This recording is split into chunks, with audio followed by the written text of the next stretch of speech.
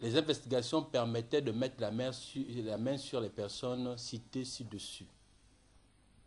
Celles-ci ont reconnu les faits en enquête préliminaire et nous avons ouvert donc une information judiciaire pour faire la lumière sur cet état de fait. L'instruction nous a permis de procéder à l'audition de plusieurs personnalités, notamment le ministre Raphaël Ngazouzé, des députés et sénateurs, en l'occurrence M. Mindoumbi Jean, j'entends ancien parlementaire, Mélion et Gobelan Raymond. Ce vendredi, nous avons procédé à l'audition de M. Rigobert Ikamboya Ndeka. Au cours de cette audition qui a duré plus de 13 heures, nous avons jugé utile, au regard de l'état actuel du dossier, de requérir du juge d'instruction que celui-ci puisse procéder à l'inculpation de M. Rigobert Ikamboya Ndeka pour les faits de instigation, d'assassinat et de mutilation de cadavres. Ces faits sont prévus et punis par notre code pénal. Il est important de signaler,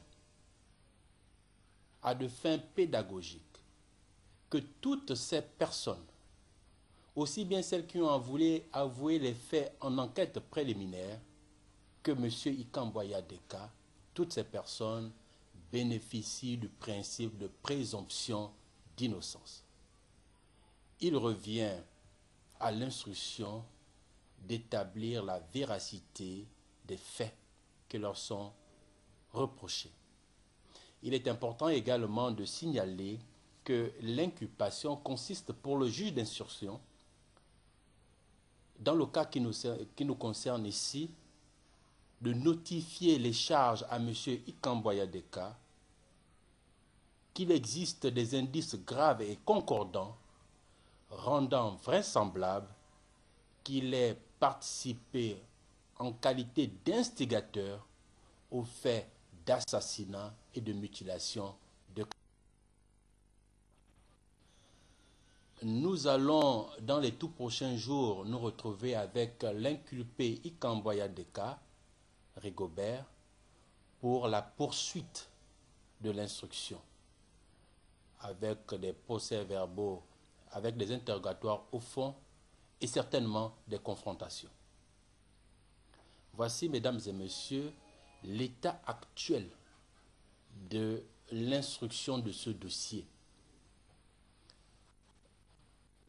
Nous voulons par ailleurs rappeler que nous ne pouvons pas donner plus de détails conformément au principe du secret de l'instruction.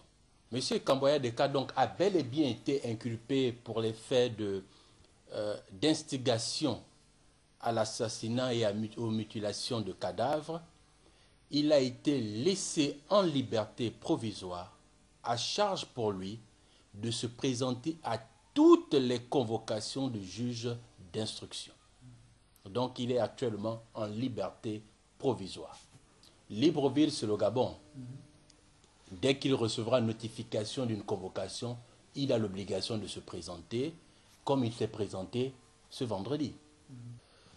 Il peut, et ça c'est de la compétence du juge d'instruction, le juge d'instruction peut estimer dans les actes futurs de décider de mettre M. Ikamboya Ndeka en détention préventive.